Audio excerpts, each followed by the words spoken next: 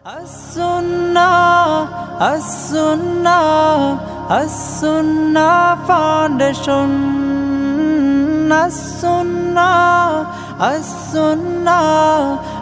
As-Sunnah Foundation. আসসালামু আলাইকুম ওয়া রাহমাতুল্লাহি ওয়া বারাকাতুহু। আলহামদুলিল্লাহ ওয়াসসালাতু ওয়াসসালামু আলা রাসূলিল্লাহ ওয়া আলা আলিহি ওয়া আসহাবিহি ওয়া মান ওয়ালা, আম্মা বাদ। সুপ্রিয় দর্শক শ্রোতা ভাই বোন, দেশ কিংবা প্রবাস যে যেখান থেকে আমাদেরকে দেখছেন, আপনাদের সকলকে সাদর আমন্ত্রণ জানাচ্ছি as-Sunnah ফাউন্ডেশনের স্টুডিও থেকে।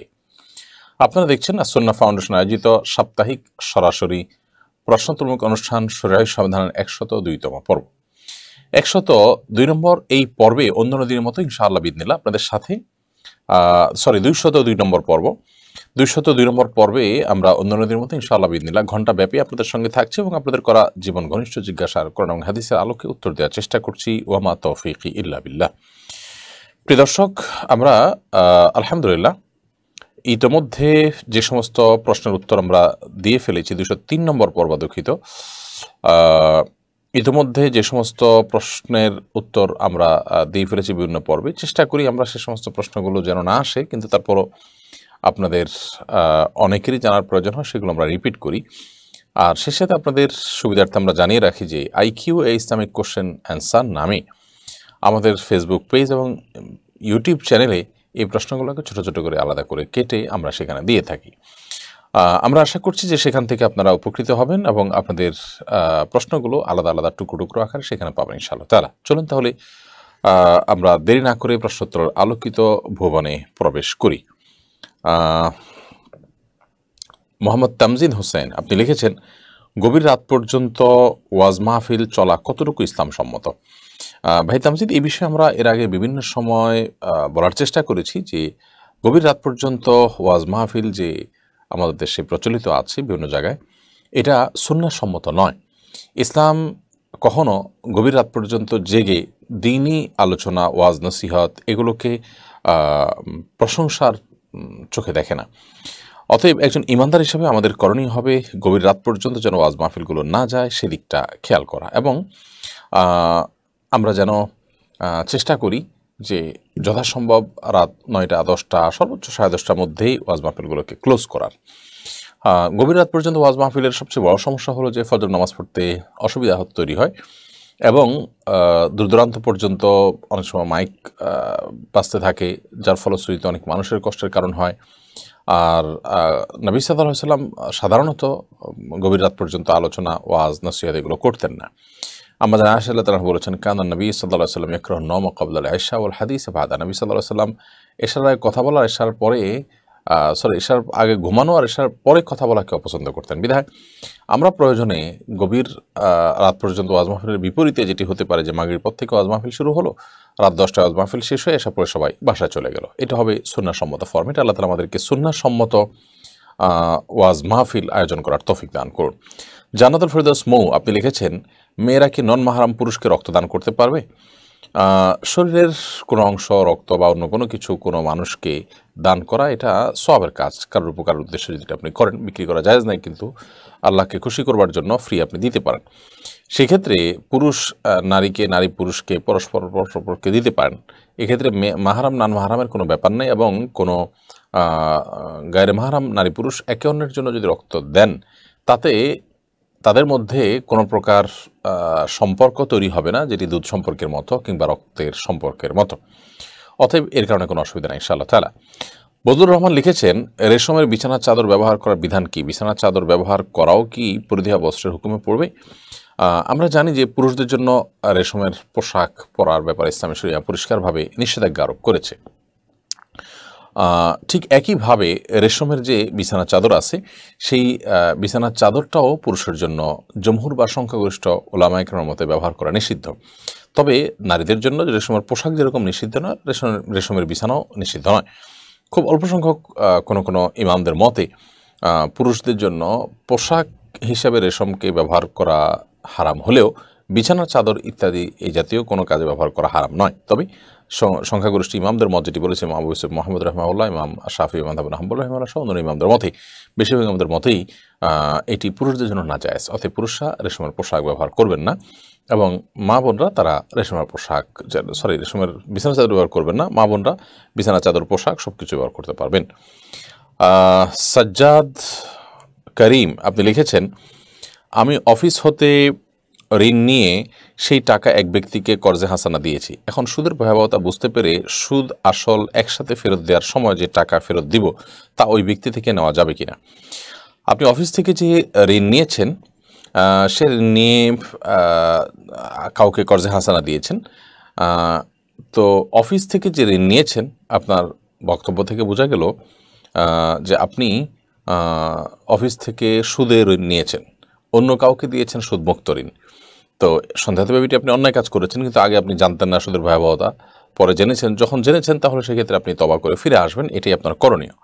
এর পাশাপাশি আপনি অফিসকে যখন ফেরত দিবেন তখন তা অফিস তো আর আপনার সুদ মওকুফ করবে না। যদি কোনোভাবে মওকুফ করাতে পারেন সেটা ভালো, আর যদি না পারেন তাহলে সেক্ষেত্রে আপনি এখন যেহেতু আগে আলোচনা হয়ে গেছে, চুক্তি হয়ে গেছে, সে অনুসারে আপনি সুদ দিতে যদি বাধ্য হন সুদ দিয়ে দিবেন, কিন্তু কৃতকর্মের জন্য তওবা করবেন, ভবিষ্যতে আর যেন না হয় সেটি খেয়াল রাখবেন।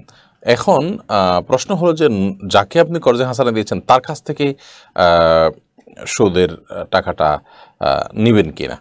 উত্তর হলো যে এখানে একটা সুদই হচ্ছে, অর্থাৎ অফিসকে সুদ দেওয়া হচ্ছে, সেটা আপনি দিলেও যা ওই ব্যক্তি দিলেও তা। তিনি যদি তার কাছ থেকে যদি আপনি নেন তাহলে সেক্ষেত্রে ব্যাপারটা এরকম হয়ে গেল যে আপনি তার কর্জে হাসানা দিলেন না, সুদ ভিত্তিক লোন দিলেন।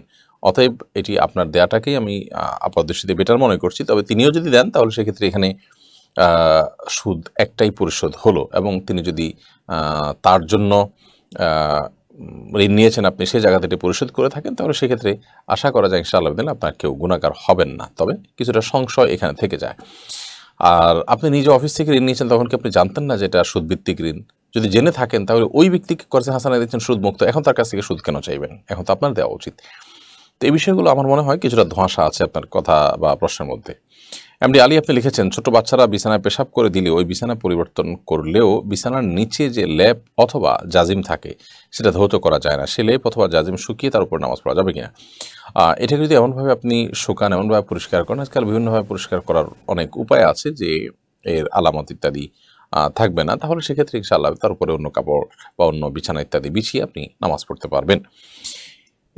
এছাড়া যে সমস্ত জিনিসপত্র, যে সমস্ত আসবাবপত্র সাধারণত ধোয়া, তারপর আপনার সেটাকে কি বলে শুকানো, নিংড়ানো, এই কাজগুলো করা যায় না নর্মালি, সেই সমস্ত আসবাবপত্র বা সে সমস্ত জিনিসপত্র, এগুলোর ক্ষেত্রে ইসলামী শরিয়ার যে সাধারণ দৃষ্টিকোণ সেটি হলো যে সেগুলোকে আমরা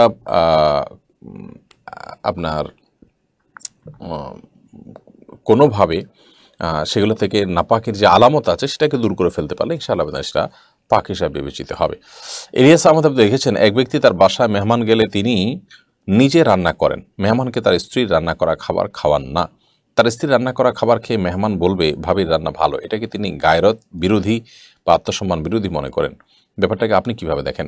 এটাকে আমি বাড়াবাড়ি হিসেবে দেখব, কারণ সাহাবা ইকরাম, প্রিয় নবী সাল্লাল্লাহু আলাইহি সাল্লাম তাদের সময়কার সকল মেহমানদারিতে এই রেওয়াজই প্রচলিত ছিল যে স্ত্রী রান্না করা খাবারই মেহমানের সামনে পেশ করতেন। তো সাহাবা ইকরামের চাইতে দিনী গায়রত, নবী সাল্লাল্লাহু আলাইহি ওয়াসাল্লামের চাইতে দিনী গায়রত অন্য কারোর মধ্যে খুব বেশি থাকার খুব বেশি থাকার কথা না।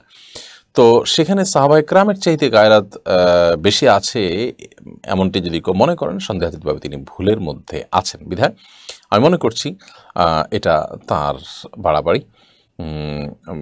কারোর রান্না ভালো হলে মানে তার দিকে মানুষ আকৃষ্ট হবে, এটা খুব দূরবর্তী ব্যাপার। আমার মনে হচ্ছে এটা তিনি অতিরঞ্জন করছেন। আরাফাত তামিম আপনি লিখেছেন, শুনলাম সুন্নাত নামাজে এমনভাবে কিরাত পড়তে হবে যেন নিজের কান পর্যন্ত শব্দ না যায়, এটা কি সত্যি?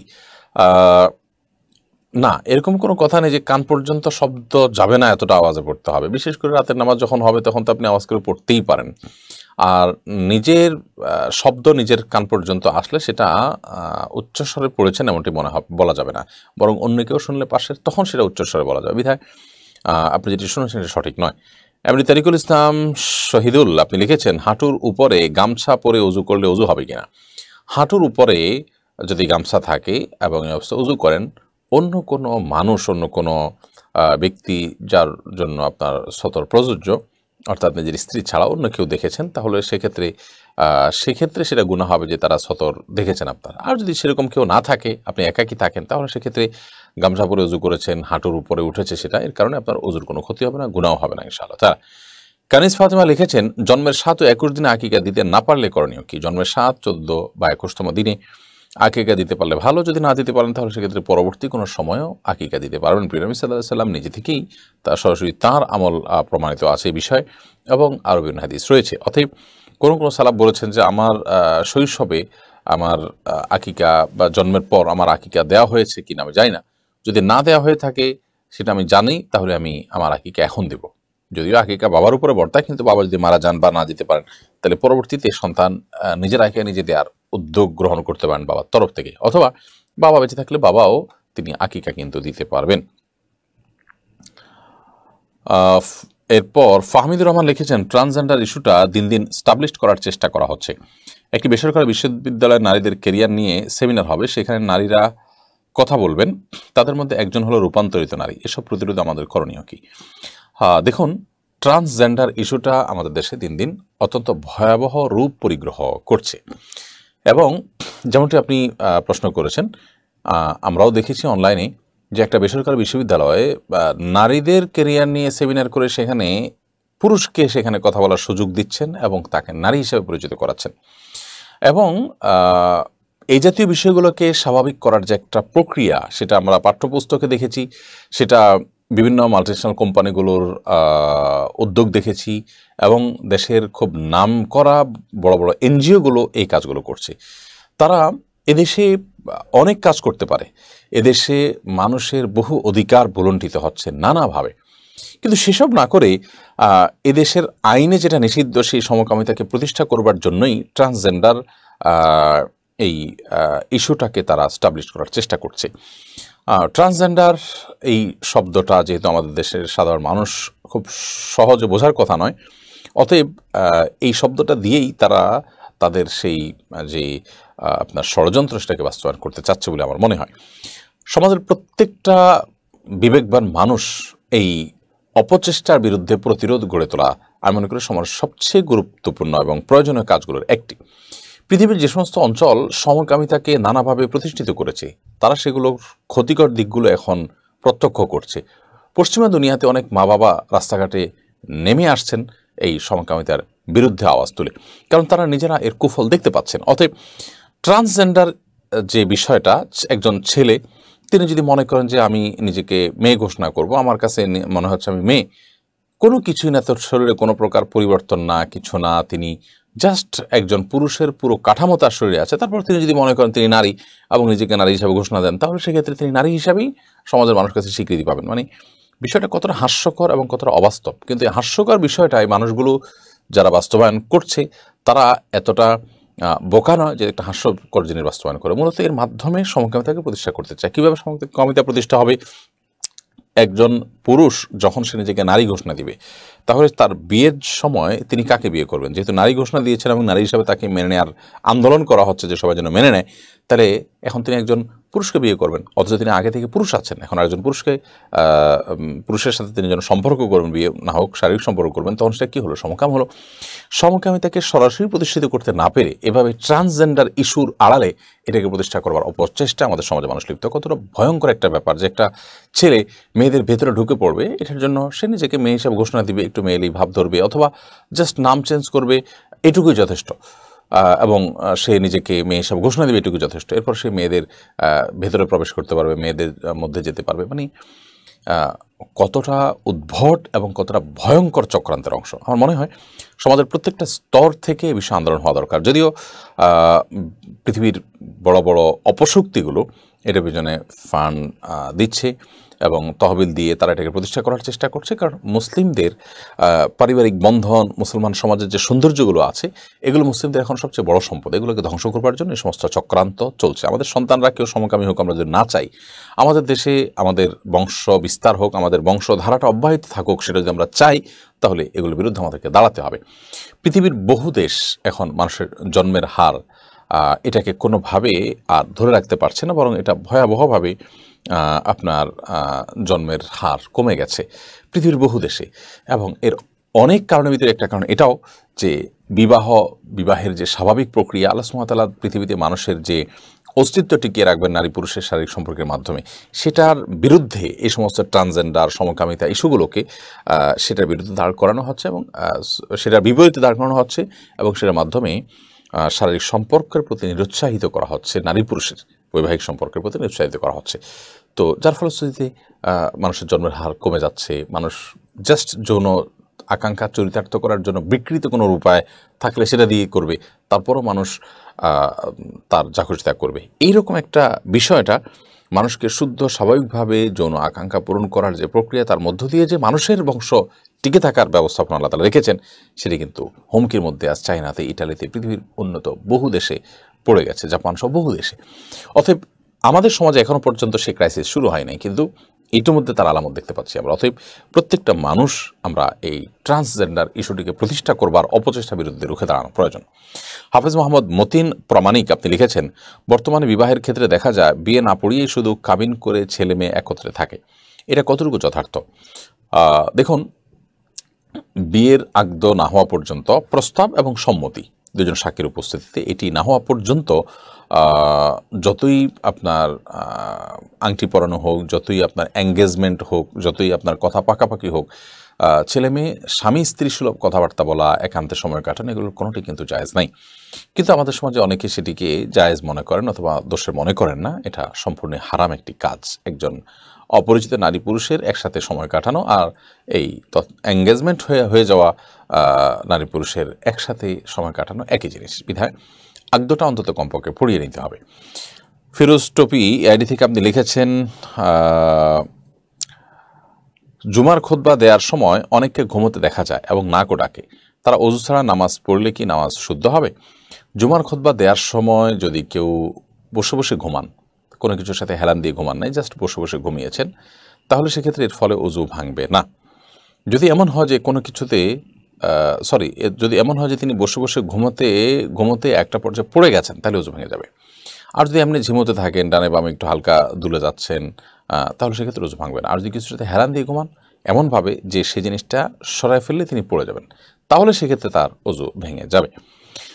সিয়াম আহমেদ আপনি লিখেছেন, আমার বয়স 17, আমার বাবা মা ইসলামের বিধান মেনে চলতে চায় না, আমি বললে কেউ গুরুত্ব দেয় না, আমি কিছুটা দিন মেনে চলতে চাইলে আমাকে বিভিন্নভাবে বাধা দেয়, আমি কি করতে পারি? আপনি আপনার দিন প্রতিপালনের বিষয়টাতে গুরুত্বের সাথে আপনি চালিয়ে যাবেন, তবে মা বাবা যাতে আপনাকে ভুল না বোঝেন যে আপনি তাদের অবাধ্য না হয়েছেন, সেজন্য আপনার বিনয়, নম্রতা, মা বাবার প্রতি আপনার অন্য সাধারণ বিষয়ের ক্ষেত্রে মানে আপনার আনুগত্য, এটা যেন কোনোভাবে কমতি না হয়। সেই সাথে ওনাদেরকে দিনই বুঝ যেন আসে, এর জন্য আপনি যেমন বোঝানোর চেষ্টা করবেন, অন্যদেরকে তাদেরকে বোঝানোর চেষ্টা করবেন এবং আপনার এই চেষ্টার পাশাপাশি নিজের দিন পালনের ক্ষেত্রে কোনো প্রকার ছাড় দিবেন না, সেটিও কিন্তু অব্যাহত থাকতে হবে। হাসিনা আক্তার লিখেছেন, ছবি তোলা ও ভিডিও করা জায়েজ আছে কিনা?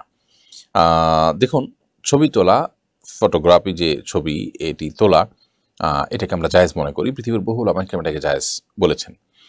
নবী করিম সাল্লাল্লাহু আলাইহি ওয়াসাল্লাম যে ছবি অঙ্কন করতে নিষেধ করেছেন, সেটি মূলত প্রাণীর আকৃতি, ভাস্কর্য ইত্যাদি, অথবা মানে সাধারণ ছবি কিন্তু প্রাণীর আকৃতি দেখে দেখে অঙ্কন করা। কিন্তু এই ফটোগ্রাফিক যে ছবি আছে, এটা প্রথমত হুবহু একটা মানুষেরই জাস্ট মানে একটা মানুষকে দুইটা জায়গায় দেখা যাওয়ার মতো, অনেকটা আয়নার মতো। ক্যামেরা আপনি ছবি তুললেন, ওই মানুষটাই, এটাকে আপনি অঙ্কন করলেন, ব্যাপারটা এরকম না, সৃষ্টি করলেন এরকম না। বিধায় এটা ভিন্ন, হাদিসে যেটি নিষেধ করা হয়েছে এটা সেটা নয়। এক, দ্বিতীয়ত এই যে ছবি আছে, এই ছবি এটাতে আপনার যতক্ষণ তো প্রিন্ট করা না হচ্ছে, অতএব ততক্ষণ পর্যন্ত আপনার এটা নাজায়েজ হওয়ার কোনো কারণ নেই। কারণ নাজায়েজ হওয়ার যে অন্য সাধারণ কারণগুলো আছে, মানুষের এক সময় প্রয়োজনীয় করবে ইত্যাদি ইত্যাদি, এই সম্ভাবনাগুলো সাধারণত প্রিন্ট করার পরে তৈরি হয়। এজন্য প্রিন্ট করার পর বা কোনো প্রয়োজন না থাকলে তখন প্রিন্ট করলে তখন সেটা নাজায়েজ হয়। নর্মালি নাজায়েজ হয়, যদি অনেক উলামায়ে কেরাম এটাকে সফট কপিকেও নাজায়েজ এবং হারাম বলেছেন।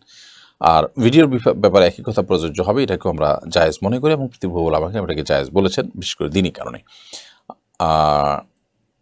এরপরে শাহাদাব চৌধুরী আপনি লিখেছেন, ইদানিং লক্ষ্য করছি ওয়াজ মাহফিলে অনেক বক্তা মঞ্চে বসে দম্ভ প্রকাশ করছেন, আয়োজককে বকাঝকা করছেন, মেজাজ হারাচ্ছেন। এরপরে কিছু বলবেন? নবী সাল্লাল্লাহু আলাইহি ওয়াসাল্লাম কীভাবে নসিহত করতেন? দেখুন, এই সমস্যাগুলোর অন্যতম প্রধান কারণ হলো যারা ওয়াজ মাহফিলে কথা বলছেন, বক্তৃতা করছেন, তারা নিজেরাই বেশিরভাগ ক্ষেত্রে সংশোধিত নন। নিজেরা যদি সংশোধিত হতেন তাহলে সেক্ষেত্রে মেজাজ হারাতেন না এবং মানুষের সামনে অন্য কাউকে ধমক দেয়া এটা করতেন না। নবী করিম সাল্লাল্লাহু আলাইহি ওয়াসাল্লাম কারো ত্রুটি হলে তিনি আমভাবে কথা বলতেন। যে মাহফিল আয়োজকরা, উপমাস্বরূপ বলছি, যে তিনি যদি বলতেন তাহলে এভাবে বলতেন যে কেন আমি দেখি অনেকে এরকম করে, আমভাবে বলতেন। অর্থাৎ নির্দিষ্ট করে কাউকে সবার সামনে লজ্জা দিয়ে বলা, এটা নবী সাল্লাল্লাহু আলাইহি ওয়াসাল্লাম করতেন না। অতএব এটা সুন্নাহর পরিপন্থী কাজ। দ্বিতীয়ত হলো যে অনেক সময় আপনার নিজের চাওয়ার বিপরীতে অনেক কিছুই হয়, সেগুলোকে যথাসম্ভব সবরের সাথে বুঝিয়ে দেওয়া দরকার। আর মেজাজ হারানো এবং মানুষের সামনে বদমেজাজি করা এটা তো কখনো সুন্নাহ হতে পারে না, এটা তো ইসলামের শিক্ষা হতে পারে না। জন্য ওয়াজ মাহফিলের বক্তারা মানুষকে যা বলবেন সেগুলো নিজেদের মধ্যে আগে বাস্তবায়ন করা দরকার এবং ভালো মানুষ হওয়া দরকার। আপনি নেককার মুত্তাকি পরহেজগার মানুষ হলে আপনার আচার আচরণ থেকে সেটা কিন্তু বোঝা যাবে। সানিয়া নবীবা আপনি লিখেছেন, আমার বাসায় অনেক ইঁদুরের উপদ্রব, বাসায় অনিষ্ট করে তাই এদেরকে মারতে হয়।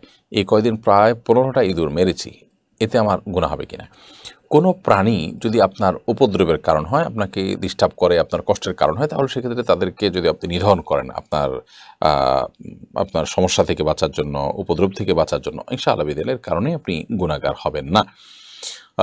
এর কারণে আপনার কোনো প্রাণী হত্যা করার যে অপরাধ, সেই অপরাধ হবে না ইনশাআল্লাহ তাআলা। কারণ আপনি যেটি করেছেন সেটি নিজের আত্মরক্ষার জন্য বা নিজের বিপদ থেকে বা কষ্ট থেকে আপনার রেহাই পাওয়ার জন্য করেছেন। অতএব কোনো প্রাণী যদি এরকম ক্ষতির কারণ হয়, সেই প্রাণীকে হত্যা করাটা ইসলাম শরীয়তের দৃষ্টিকোণ থেকে কোনো নিষিদ্ধ বিষয় নয়। এরপরে জয়া আলী খান আপনি লিখেছেন, আমার 4 মাস ধরে মাসিক হচ্ছে, আমি কিভাবে নামাজ আদায় করব, কোরআন তেলাওয়াত করব, রোজা রাখবো? দেখুন বোন, আপনার এর আগে যখন মাসিক হয়েছে তখন, অর্থাৎ সর্বশেষ মাসিকের কোনো অভ্যাস ছিল কিনা? যদি অভ্যাস থাকে তাহলে সেক্ষেত্রে যে কয়দিন আপনার অভ্যাস ছিল, 10 দিন, 7 দিন, 8 দিন, ওই কয়দিনের অতিরিক্ত যে দিনগুলো হচ্ছে সেগুলোকে আপনি অসুস্থ ধরে নেবেন, ধরে আপনি ইবাদত বন্দেগী করবেন। প্রতি মাসে এভাবেই আপনি অতিরিক্ত সময়টাকে, অতিরিক্ত দিনগুলোকে অসুস্থতা ধরে আপনি ইবাদতবন্দি করে আপনি মাস অতিবাহিত করবেন। আর যদি আপনার আগে থেকে এরকম কোনো অভ্যাস না থাকে, বরং আপনার কি বলে এটাকে, অস্থিরতা থাকে এবং এক ধরনের আপনার এক এক সময় এক এক রকম হয়, শুরু থেকেই যদি এরকম হয়, তাহলে সেক্ষেত্রে আপনি সর্বোচ্চ যে আপনার মাসিকের সময়সীমা 10 দিন, সেটা আপনি ধরে এরপর আপনি অসুস্থ হিসেবে গণ্য করে নিজেকে নামাজ কালাম স্বাভাবিক রাখবেন যদিও ব্লিডিং দেখা যায়। মোহাম্মদ কামরুজ্জামান লিখেছেন, কিছুদিন আগে আমার কারণে একটা মেয়ে আত্মহত্যা করেছে, এখন কিয়ামতের মাঠে কি আমাকে আল্লাহর কাছে জবাবদিহি করতে হবে? এই অন্যায়ের গুনাহ থেকে আমি কিভাবে ক্ষমা পেতে পারি? দেখুন, হারাম সম্পর্ক, অবৈধ সম্পর্ক থেকেই সাধারণত এই বিষয়গুলো ঘটে থাকে। যদি আপনার বিষয়টা সেরকম হয়ে থাকে তাহলে নিজের কৃতকর্মের জন্য আপনার লজ্জিত হওয়া উচিত, অনুতপ্ত হওয়া উচিত, আল্লাহর কাছে ক্ষমা প্রার্থনা করা উচিত এবং এমন ক্ষমা প্রার্থনা করা উচিত যে আপনার মৃত্যু পর্যন্ত এই অপরাধ বোধ আপনাকে তাড়িয়ে বেড়ায় এবং এরকম কোনো অপকর্মের ধারে কাছে যাওয়ার কথা আপনি কখনো কল্পনা যেন করতে না পারেন। প্রথমত, আপনি নিজে হারাম সম্পর্কে জড়িয়েছেন এবং তাকে প্ররোচনা করেছেন। যদি প্রেম ঘটিত বিষয় হয় তাহলে সেক্ষেত্রে এটিই হবে। দ্বিতীয়ত, হয়তো তাকে আপনি কোনো প্রতিশ্রুতি দিয়ে সেটা রক্ষা করেন নাই, বা এমন কিছু করেছেন যেটা সে আত্মহত্যা করতে বাধ্য হয়েছে বা সেদিকে সে গেছে। যদিও তার আত্মহত্যা করাটা সেটা আরেকটা হারাম কাজ, তিনি অন্যায় কাজ করেছেন, কিন্তু আপনি তাকে কোনোভাবে প্ররোচনা দিয়েছেন অথবা আপনি তার জন্য দায়ী, তাহলে সেক্ষেত্রে অবশ্যই আল্লাহ তাআলার কাছে এটা জবাবদিহিতা করার ব্যাপার। এখন আপনাকে এটার জন্য নিশ্চিতি পাওয়ার জন্য সাধারণ কোনো তওবা নয়, বরং তওবা নাসুহা এবং তওবার সকল শর্ত পূরণ করে সারা জীবন আপনাকে প্রায়শ্চিত্ত করা এবং তওবা করার চেষ্টা করতে হবে। আল্লাহ রাব্বুল আলামিন চাইলে ক্ষমা করবেন ইনশাআল্লাহ তাআলা। জান্নাতুল নসফা এআইডি থেকে আপনি লিখেছেন, আমরা 2 রুম নিয়ে বাসা ভাড়া করে থাকি। আমাদের পাশের রুমে একজন হিন্দু লোক থাকে, রাতে আমাদের বাসায় খাওয়া দাওয়া করে, এতে আমাদের কোনো গুনাহ হবে কিনা? কোনো অমুসলিম আপনার বাসায় খাওয়া দাওয়া করলে গুনাহ হবে না, বরং এ উসিলায় আপনি ইসলামের সৌন্দর্য তার সামনে প্রকাশ করতে পারেন, তার সামনে মেলে ধরতে পারেন, তুলে ধরতে পারেন। সেই সুযোগ আপনার আছে, সেটি আপনার করা উচিত। আবু হানিফ লিখেছেন, প্রায় দেখা যায় রাজনৈতিক নেতারা ওয়াজ মাহফিলে মঞ্চে বক্তৃতা করেন, কোথাও কোথাও বক্তার বক্তৃতায় বাধাও দেন, এটা কতটুকু সঙ্গত? আমাদের রাজনৈতিক নেতারা এত বেশি দ্বিচারিতা করেন যে সাধারণ মানুষ রাজনীতির প্রতি এতটাই বীতশ্রদ্ধ হয়ে গেছে যে রাজনীতি করাটাকে মানুষ খারাপভাবে দেখে। ব্যাপারটা এই পর্যায়ে চলে গেছে। এখন যদি আমাদের রাজনৈতিক নেতারা সেটা না বুঝেন তাহলে সেক্ষেত্রে তাদেরই প্রতি তারা অবিচার করছেন আমি মনে করি। আর এই দ্বিচারিতার কথাটা এই জন্য আসলো যে রাজনৈতিক নেতারা নিজেরাই বলেন যে আপনার ধর্মীয় ও সভায়, ধর্মীয় প্রতিষ্ঠানে যেন রাজনীতির চর্চা করা না হয়। তো ধর্মীয় সভায় তারা কেন এসে কথা বলতে আসেন? তারা যদি এসে ধর্মের কথা না বলেন তাহলে সেক্ষেত্রে ধর্মবেত্তা হবেন তারা। তা না হলে তারা এসে এখানে ইনিয়ে বিনিয়ে ঘুরিয়ে ফিরিয়ে যদি ভোট প্রার্থনা করেন কিংবা রাজনৈতিক বক্তব্য দেন কিংবা রাজনৈতিক কর্মকাণ্ড করেন, ঘুরিয়ে ফিরিয়ে যতই করুন না কেন সাধারণ মানুষ অনেক সচেতন এবং এটি লুকানো যায় না যে আপনি কি চাচ্ছেন। অনেক রাজনৈতিক নেতার উপস্থিতি এবং শুধুমাত্র সালাম বিনিময়টাও এক ধরনের রাজনীতি, এটা গণসংযোগের সামিল। তো সেটার জন্য ধর্মীয় সভাকে ব্যবহার করা এটা অনুচিত। ধর্মীয় সভা যারা টাকা পয়সা দিয়েছে, পরিশ্রম করেছে, খরচ করেছে, তারা নিশ্চয়ই আল্লাহকে খুশি করবার জন্য করেছে, আপনার রাজনীতি করবার জন্য নয়। বিধায় এটিকে আমি মনে করি খুবই গর্হিত কাজ এবং পলিটিশিয়ানদের রাজনৈতিক সভা করে সেখানে তাদের রাজনৈতিক বক্তব্য দেওয়া উচিত বলে মনে করি। আব্দুল আল কাফি লিখেছেন, আমার বড় ভাইয়ের নাম আবদুল্লাহ আল নোমান, তার নবজাতক পুত্র সন্তানের নাম রাখা হয়েছে আবদুল্লাহ আল আমিন, কিন্তু স্থানীয় একজন আলিম বলেছেন পিতা ও পুত্র উভয়ের মূল নাম আবদুল্লাহ হয়ে যাচ্ছে, তাই এই নাম রাখা ঠিক হয়নি। আবদুল্লাহ বাদ দিয়ে শুধু আল আমিন রাখতে হবে। এ বিশেষের এই নিয়ম সম্পর্কে জানলে উপকৃত হব। ভাই আব্দুল আল কাফি, এটা ঠিক যে আবদুল্লাহ আল নোমানের ছেলে আবদুল্লাহ আল আমিন যদি হয় তাহলে বাপ বেটার নামের প্রথম অংশ একই হয়। আসলে আমাদের দেশে কয়েকটা নাম রাখার কারণে নানা রকমের ব্যত্যয় হয়। একটা মানুষের একটা নাম যথেষ্ট। বাবার নাম আবদুল্লাহ আল নোমান, এই যে আল নোমানটার মানেটা কি? নোমানের বংশধর। তিনি কি আসলে নোমানের বংশধর? তার পূর্বপুরুষ দিকেও নোমান নামে কেউ বিখ্যাত কেউ আছেন? আবার ছেলের নাম রাখছেন আবদুল্লাহ আল আমিন।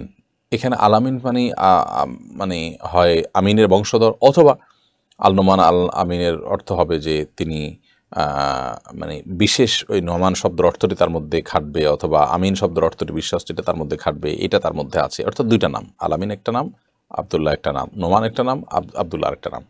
তো এই দুইটা করে নাম রাখাতে সমস্যা তৈরি হয়েছে। আমরা মনে করছি যে এই দুইটা ভিন্ন নাম, আসলে দুইটা আর নামের প্রথম অংশ একই। তো বাবা পুত্রের নাম একই হলে কোনো গুনাহ হবে না, কিন্তু সেটা তো অনুচিত, কারণ আবদুল্লাহর ছেলে আবদুল্লাহ ব্যাপারটা মানে এভাবে সাহাবা ইকরাম নাম রাখতেন না, অন্তত সুন্নাহর খেলাফ বলতে পারি আমরা। এরপরে ফেরদাউস আর আপনি লিখেছেন, সুন্নত রোজা রাখলে মা বাবার জন্য সওয়াবের নিয়ত করা যাবে কিনা? সুন্নত রোজা যদি আপনি রাখেন তাহলে সেক্ষেত্রে মা বাবার তরফ থেকে যদি রাখেন যে আল্লাহ এই রোজাটা আমি রাখলাম আমার মা বাবার জন্য, মৃত মা বাবার জন্য, তাদেরকে আপনি সওয়াব দিয়েন, তো সেটি করা যেতে পারে। কারণ সিয়ামের ক্ষেত্রে মুসলিমের হাদিসের আলোকে মৃত ব্যক্তির তরফ থেকে এভাবে নিয়ত করা যেতে পারে। জাকারিয়া ইসলাম আপনি লিখেছেন, জমি বিক্রি করে ব্যবসা করা যাবে কিনা? লোকমুখে শুনেছি জমি বিক্রি করে ব্যবসা করলে নাকি দেউলিয়া হয়। জমি বিক্রি করে ব্যবসা করা হয়, একটা হাদিস এরকম আছে আমার যতটুকু মনে পড়ে, যে জমি বিক্রি করে সেটাকে অন্য কোথাও লাগানোর পরে উৎসাহিত করা হয়েছে। যদি হাদিসের সনদটার মান কেমন আমি জানি না, ইনশাআল্লাহ পরবর্তীতে হাই করে আপনাকে জানাবো, আল্লাহ চাহেন তো অন্য কোনো লাইভ ইনশাআল্লাহ আমরা বলবো, আপনি লক্ষ্য রাখবেন প্লিজ। আসমা আমিন লিখেছেন, আমার ছেলের নাম আহমদ আল সামি, আমি কি তাকে শুধু সামি নামে রাখতে পারবো? আহমদ যদি হয়, আহম্মদ লিখেছেন আপনি, আহম্মদ কোনো নাম হয় না, আহমদ হবে, আহমদ। তো আহমদ রাখলে আর আলসামি রাখার কোনো প্রয়োজন নেই। যদি তার বাবার নাম থাকে, তার বাবার নাম তো নিশ্চয়ই আছে, তার বাবার নাম যদি থাকে সামি তাহলে ঠিক আছে, আর না হলে আপনার আহমদের পরে তার বাবার নামটা বা দাদার নামের অংশ বা বংশীয় নামের অংশ, আহমদ পাটোয়ারি বা আহমদ ইবনে অমুক বা আহমদ অমুক, এভাবে কোনোটা দিতে পারেন। কিন্তু আহমদ তার নাম হলে শেষে আবার আলসামি যুক্ত করার কোনো যৌক্তিক কারণ আমি দেখছি না। কিন্তু যদি আপনি শুধু স্বামী বলে ডাকেন কোনো অসুবিধা নেই, নামকে সংক্ষেপ করে রাখা যায়, সেটা ভিন্ন বিষয়। নুরুদ্দিন লিখেছেন, ট্রান্সজেন্ডারদের অধিকার প্রতিষ্ঠার আন্দোলনে যুক্ত অনেকে এই যুক্তি দিচ্ছেন আল্লাহ সাম্য পছন্দ করেন, আল্লাহ বিধান লঙ্ঘন বরং অস্বীকার করে ট্রান্সজেন্ডার হয়ে আবার আল্লাহর দোহাই দিচ্ছে, আপনার মন্তব্য কাম্য। দেখুন, শয়তান তার শয়তানের সপক্ষে কোরআন হাদিসের আপনার রেফারেন্সও হাজির করে। এটাই হলো মানে এই সময়ের সবচাইতে আপনার নির্লজ্জ কর্ম আর কি আমরা বলতে পারি।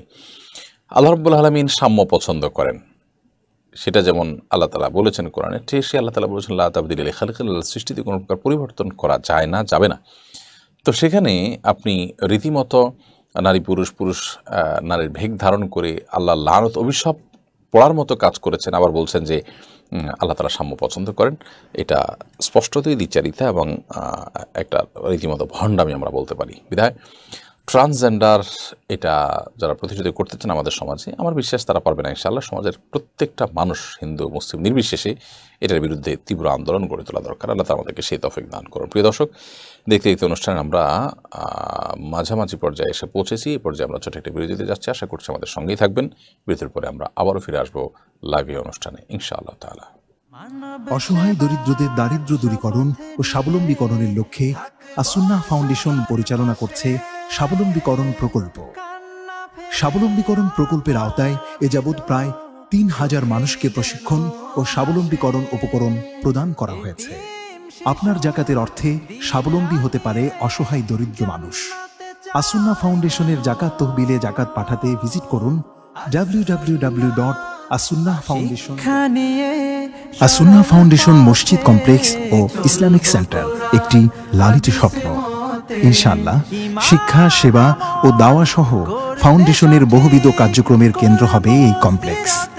ঢাকার নতুন বাজারের অদূরে কেনা জমিতে শীঘ্রই নির্মাণ কাজ শুরু হবে ইনশাআল্লাহ। সাদাকায়ে জারিয়ামূলক এই প্রকল্পে শরীক হতে পারেন আপনিও। প্রিয় দর্শক, বিরতির পর আবার আপনাদেরকে স্বাগত জানাচ্ছি আসুন্নাহ ফাউন্ডেশন স্টুডিও থেকে। আপনারা দেখছেন আসুন্নাহ ফাউন্ডেশন আয়োজিত সাপ্তাহিক সরাসরি প্রশ্নোত্তর অনুষ্ঠান শরঈ সমাধানের 203 নম্বর পর্ব। আমরা বিরতির আগে ট্রান্সজেন্ডার নিয়ে ভাই নুরুদ্দিন প্রশ্ন উত্তর দিয়েছি। রশিদ ইসলাম আপনি লিখেছেন, আমি দেখেছি বাহিরের বিভিন্ন দেশে কোরবানি করার আগে পশুর মাথায় গুলি করে ফেলে দেয়, এরপর কোরবানি করা হয়, এটা কি জায়েজ? এরকম পশুকে দুর্বল করে যদি আপনি কোরবানি করেন তো হয়ে যাবে, বাট স্বাভাবিকভাবে কোরবানি করার চেষ্টা করা উচিত। বিশেষ করে গুলি করার পর যদি সে মারা যায় তাহলে তো সেক্ষেত্রে কোরবানিতে দূরের কথা, সেই পশুর গোশতই খাওয়া যাবে না, কারণ সেটি হারাম হয়ে যাবে এবং জবে করা হয়নি সেই কারণে। আর যদি তার প্রাণ থাকে তাহলে জবে করলে গোশত খাওয়া হালাল হবে, এমনকি অনেক উলামায়ে কেরাম এটাকে কোরবানি বিশুদ্ধ হবেও বলেছেন। বাট কোরবানির পশুতে সাধারণত যাতে কোনো প্রকার ত্রুটি না থাকে সে জিনিসটা লক্ষ্য করা দরকার। যদিও এখানে একেবারে জবের প্রক্রিয়াতে আপনি এটি করেছেন যার কারণে কোরবানি হয়ে যাবে, বাট স্বাভাবিক প্রক্রিয়া করতে পারলে সেটা বেশি ভালো। তবে হ্যাঁ, বাইরে এমন কিছু গরু আছে যেগুলো আসলে স্বাভাবিক প্রক্রিয়াতে কোরবানি করাটা টাফ, যার কারণে অনেক বড় হওয়ার কারণে আকৃতিতে সেগুলোকে বসে আনা কঠিন হয়, হয়তোবা এই সমস্ত প্রক্রিয়া সেখানে অবলম্বন করা হয়। সিফাত আহমদ লিখেছেন, যদি ফজরের সময় ঘুম না ভাঙে এবং সূর্য উঠে যায় তাহলে কই নামাজের কাজা পড়তে হবে? অবশ্যই কাজা পড়তে হবে। সূর্য উঠে গেছে তাহলে সূর্য ওঠার পর 15-20 মিনিট পর্যন্ত অপেক্ষা করে সূর্য ওঠার 15 মিনিট পরেই যে কোনো সময় আপনি নামাজ পড়ে ফেলবেন। নবী করিম সাল্লাল্লাহু আলাইহি ওয়াসাল্লাম বলেছেন, মান নামা আন সালাতিন আও নাসিহা ফালিয়ুসাল্লিহা ইযা যাকারা ফাইন্না যালিকা ওয়াক্তুহা। যদি কেউ নামাজ পড়তে ভুলে যান কিংবা ঘুমের কারণে নামাজ সময়মতো পড়তে না পারেন তাহলে যখন ঘুম ভেঙে যায় তখন তিনি যেন নামাজ পড়ে নেন, এটা তার জন্য নামাজের ওয়াক্ত। নবী সাল্লাল্লাহু আলাইহি ওয়াসাল্লামের জীবনে একবার ফজর নামাজ এরকম মিস হয়েছে। সাহাবীদের সহকারে তিনি কোনো একটা সফর থেকে আসছিলেন, তো প্রতিমধ্যে তারা রাতে শুয়েছেন, ঘুম থেকে জাগাবার জন্য যাকে দায়িত্ব দিয়েছিলেন পালা করে সাহাবীদেরকে, তাদের মধ্যে একজন তিনি ঘুমিয়ে পড়েছেন, যার কারণে তিনি নিজে টের পাননি, ওদেরকেও রাখতে পারেনি। পরবর্তী নবী সাল্লাল্লাহু আলাইহি ওয়াসাল্লাম সবাইকে নিয়ে এসে নামাজ কাজা করেছেন, বিধায় আপনাকে নামাজ পড়তে হবে পরে। তবে এরকম ফজর নামাজ প্রায় কাজা হওয়া বা নিয়মিত কাজা হওয়া নিশ্চয়ই গ্রহণযোগ্য না। এরপরে রাজন হোসেন আপনি লিখেছেন, মসজিদের মিনারের সামনের দিকে কবরস্থান করা জায়েজ আছে কিনা? জাপান থেকে বলছি। ভাই রাজন হোসেন আপনি জাপান থেকে প্রশ্ন করেছেন এবং আমরা সবাই জাপান থেকে ফিরে এসেছি আলহামদুলিল্লাহ। জাপানে প্রবাসী বাংলাদেশি ভাইদের মধ্যে দিনী কাজ দেখে আমি খুবই আনন্দিত হয়েছি। তবে সেই সাথে অনেক প্রবাসী ভাইরা এখনও দিনের ছোঁয়া থেকে দূরে আছেন, অনেকে নিজের ঈমান আমল খুইয়ে বসে থাকেন সেই জায়গায়, সেগুলো আমাদের চিন্তার কারণ নিশ্চয়ই। যাই হোক, আপনি যে প্রশ্ন করেছেন মসজিদের মিনারের সামনের দিকে কবরস্থান করা যায় আছে কিনা, আপনি সম্ভবত মেহরাবকে বোঝাতে গিয়ে মিনার বলেছেন, মেহরাবের সামনের দিকে অর্থাৎ কেবলার দিকে কবরস্থান করলে সেটা জায়েজ আছে কিনা। উত্তর হলো যে মসজিদের ওয়ালের বাইরে যদি কবরস্থান হয় বা কবরস্থানের জন্য আলাদা ওয়াল থাকে, একথা মসজিদের ওয়ালের মধ্যে না বাইরে, তাহলে সেক্ষেত্রে মানে সেপারেশন বোঝা যায় যেটা কবরস্থান এটা মসজিদ, তাহলে এটা জায়েজ আছে। তবে সবচেয়ে ভালো হয় মসজিদের পূবে কিংবা উত্তরে কিংবা দক্ষিণে যদি কবরস্থান করতে পারেন। তাতে যেটা হয় যে মসজিদের সামনে যে কবরস্থান আছে দেখতে অন্তত দেখা যাচ্ছে না যে আপনি কবরকে সিজদা করছেন, যদিও এখানে কবরকে সিজদা করা হবে না এবং এর কারণে কোনো গুনাহ হবে না এবং কেউ উদ্দেশ্যে সিজদা করেও না, যার কারণে মসজিদের ওয়ালের বাইরে যদি কবরস্থান থাকে সেটা হারাম বা নাজায়েজ হবে না, শিরক হবে না ইনশাআল্লাহ। ইরফানুল হক ভূঁইয়া, আপনি লিখেছেন যে বিছানার শারীরিক সম্পর্ক হচ্ছে, সে বিছানার চাদর কি বদলানো উচিত, না ধুয়ে সে বিছানায় ঘুমানো কি উচিত? এ বিষয়ে আমরা এর আগেও বোধহয় কোনো একটা লাইভে প্রশ্ন উত্তর দিয়েছি, এবং এখনও যেহেতু আপনি প্রশ্ন করেছেন তার উত্তর আমরা দিচ্ছি। বিছানার কোনো বিছানার শারীরিক সম্পর্ক হলে বা কারো স্বপ্নদোষ হলে সে বিছানা নাপাক হয়ে যায় না, যদি নাপাকটা বিছানায় না লাগে। আর যদি বিছানায় লেগে যায় তাহলে সেক্ষেত্রে যে জায়গা লেগেছে ওই জায়গাটা নাপাক হবে, পুরো বিছানা নাপাক হবে না। বিধায় সবাস হলেই যে বিছানা বদলাতে হবে এটা এরকম না। আর যদি এরকম হয় যে সবাস হয়েছে কিন্তু এবং নাপাক লেগেছেও, কিন্তু কোথায় লেগেছে আপনি সেটা ধরতে পারছেন না, তাহলে সেক্ষেত্রে অবশ্যই বিছানা বদলানো উচিত, সেটি ভিন্ন বিষয়। আলী আজম লিখেছেন, হজ সম্পন্ন হওয়ার পর এহরাম থেকে মুক্ত মক্কা এবং মদিনায় স্ত্রী সবাস করলে কি হজের কোনো ক্ষতি হবে? হজ সম্পন্ন হওয়ার পর আপনি এহরাম থেকে মুক্ত হয়ে মক্কা এবং মদিনায় স্ত্রী সবাস করলে হজের কোনো ক্ষতি হবে না। তবে মনে রাখতে হবে, এহরাম থেকে মুক্ত হওয়া বলতে হজের মধ্যে আপনার দুইটা অংশকে বোঝায়। একটা হলো যে আমরা যখন ঈদের দিন অর্থাৎ ইয়ামুন নাহার যেটাকে বলা হয় কোরবানির দিন, সেদিন আরাফাত থেকে এসে আপনার মুজদালিফা রাতে যাপন করে তারপর ঈদের দিন আমরা মিনাতে জমরাতে পাথর মারি। এই পাথর মারার পর যখন আমরা মাথা কোরবানি করে ফেলি এবং মাথার চুল চেঁচে ফেলি, তখন আমরা হালাল হয়ে যাই। তখন এক প্রকারের এহরাম থেকে আমাদের মুক্তি হয়, আমরা এহরামের কাপড় ছেড়ে নর্মাল কাপড় পরতে পারি। কিন্তু তখনও স্ত্রী সবাস করা জায়েজ হয় না যতক্ষণ পর্যন্ত হজের যে তওয়াফ আছে সেটি শেষ করা না হয়। হজের তওয়াফটা আপনি করে ফেলছেন, সেটা ওই দিনও করতে পারেন, পরের দিনও করতে পারেন, তাহলে সেক্ষেত্রে স্ত্রী সবাস হালাল। অতএব আপনার মূল প্রশ্নটা হলো যে হজের সম্পূর্ণ কার্যক্রম যেটা ফরজ ফরজগুলো সব শেষ হয়ে গেছে, এরপর আপনি স্ত্রী সবার যদি মক্কায় করতে চান কিংবা মদিনায় গিয়ে করেন, তারপর কোনো অসুবিধা নেই ইনশাআল্লাহ তাআলার কারণে হজের কোনো ক্ষতি হবে না। এমনি হাসিবুল বাহার আপনি লিখেছেন, কিছু কিছু বক্তা বিভিন্ন ওয়াজ মাহফিলে বলে থাকেন 2024 সালে নাকি মাহদির আত্মপ্রকাশ ঘটবে, এটা কতটা সত্য? মাহদি কোন সালে আসবেন এ ব্যাপারে কোরআন হাদিসে যেহেতু কোনো কিছু বলা হয়নি, অতএব নিজেদের থেকে মনে করে এরকম বক্তব্য দেওয়া থেকে আমাদের বিরত থাকা উচিত। অনেকে সেটি করছেন।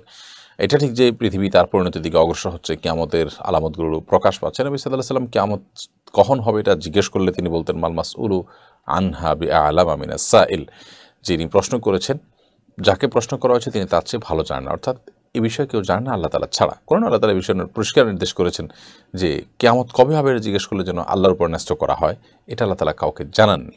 অতএব কিয়ামতের আলামতগুলোকে একেবারে দিন ঠিক করে নবী সাল্লাল্লাহু আলাইহি ওয়াসাল্লাম কখনো বলেনি, অতএব আমাদের সেটি করা থেকেই বিরত থাকা উচিত। লিজা এই আইডি থেকে আপনি লিখেছেন, আমার বাবা মারা গেছেন, এমন কোন আমল আছে কিনা যা আমি করতে পারি আমার বাবার জন্য? সন্তানের যে আমলটা বাবা মার জন্য সবচেয়ে বেশি উপকারী হয় সেটি হলো বাবা মার জন্য দোয়া করা, পাশাপাশি নিজের নেককার হওয়া। আপনি নেককার হয়ে যদি বাবা মার জন্য দোয়া করেন, সেটা তাদের জন্য অনেক বেশি উপকার আসে। নবী সাল্লাল্লাহু আলাইহি ওয়াসাল্লাম বলেছেন, ইযা মাতাল ইনসানু ইনকাতা আনহু আমালুহু ইল্লা মিন সালাস, মানুষ যখন মারা যায় তখন তার সমস্ত আমলের দুয়ার বন্ধ হয়ে গেল, 3টি আমলের দুয়ার কিন্তু বন্ধ হয় না। এর ভিতরে একটা হলো এটা যে আওয়ালাদুন সালেহ ইয়াদউ লাহ, মা বাবা যদি কোনো সন্তান রেখে যান, নেক সন্তান যারা ভালো মানুষ, নিজে হারাম হালাল মেনটেন করেন, ফরজ কাজগুলো করেন, আল্লাহর বিধিবিধানগুলো নির্দেশগুলো মেনে চলার চেষ্টা করেন, পাশাপাশি আপনার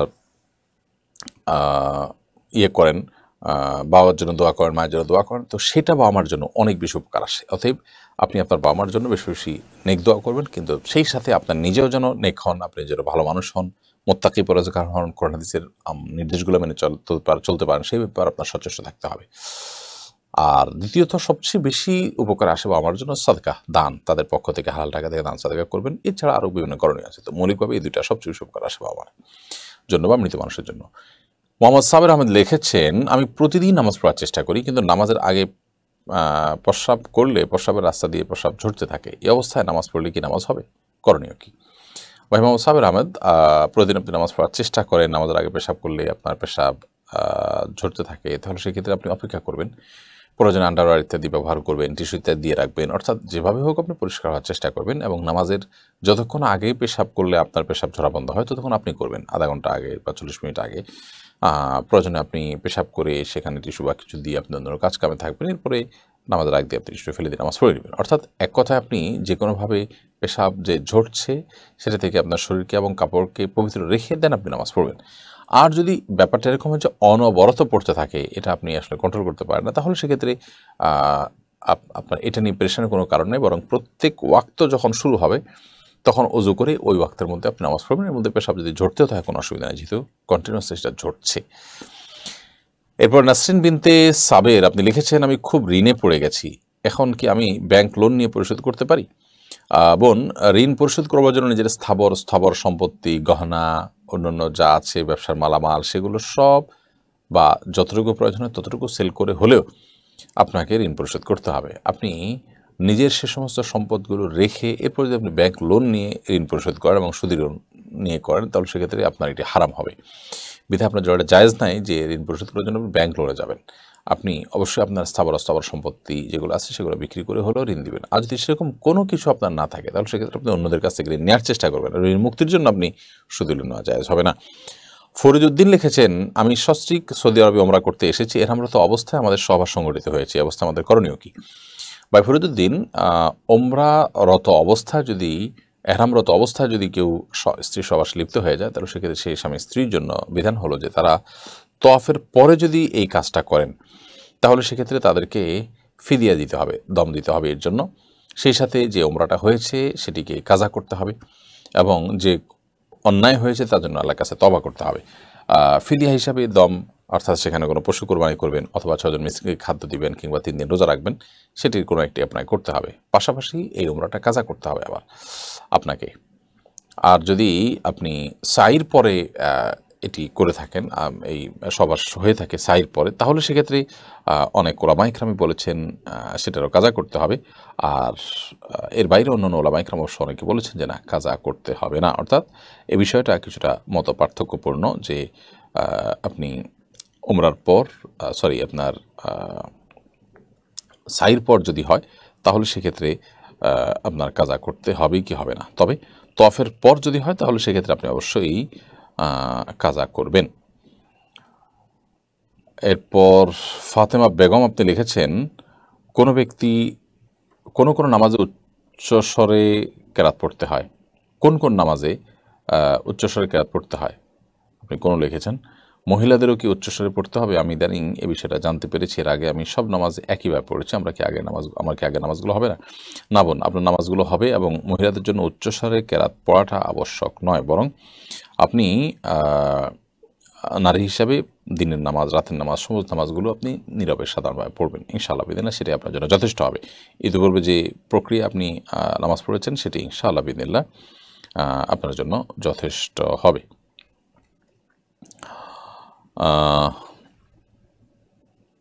এরপরে সেজান হোসেন আপনি লিখেছেন, নন মাহরাম কারো কমেন্টে রিপ্লাই করলে গুনাহ হবে কিনা?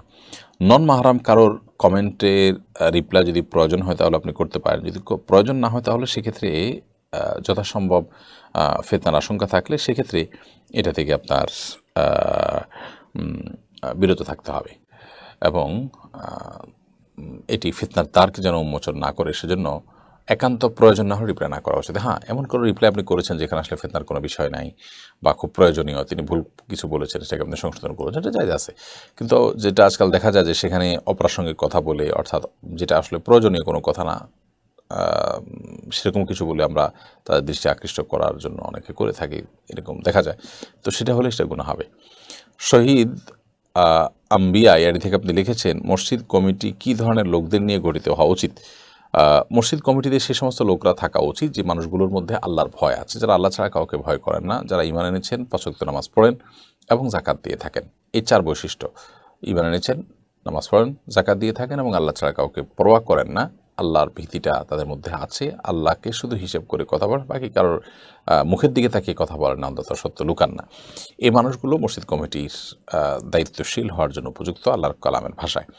ইসরাত জাহান ঝিনুক আপনি লিখেছেন, নামাজে অনেক সময় সূরা নাস আগে পড়া হয়ে যায়, সূরার সিরিয়াল ঠিক থাকে না, এতে কি নামাজ সমস্যা হবে?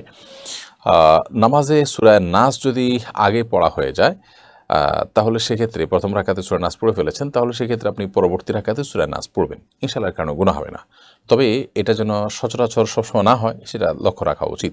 সূরার ধারাবাহিকতা রক্ষা করা মুস্তাহাব নামাজের মধ্যে, অর্থাৎ আগের দিকে সূরা আগে পড়া, পরের সূরা পরে পড়া উচিত। কিন্তু কোনো কারণে শেষের সূরাটাই আপনি প্রথম রাকাতে পড়ে ফেলছেন, এখন তো আর আপনার এরপরে কোনো সূরা নাই, আপনি কই যাবেন?